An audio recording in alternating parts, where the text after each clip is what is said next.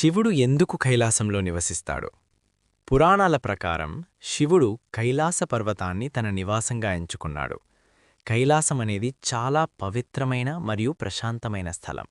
అది హిమాలయ పర్వతాలలో ఉన్న గొప్ప పర్వతం.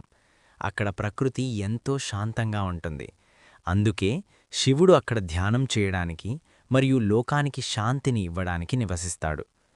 కైలాస పర్వతం హిందూ పురాణాలలో అత్యంత పవిత్రమైన పర్వతంగా చెప్పబడింది.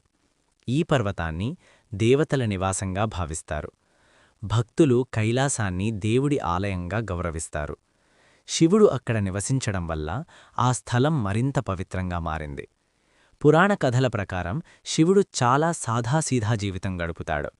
ఆయనకు రాజమహళ్ళు లేదా పెద్ద కోటలు అవసరం లేదు. ప్రకృతి మధ్యలో ఉండటం ఆయనకు ఇష్టం.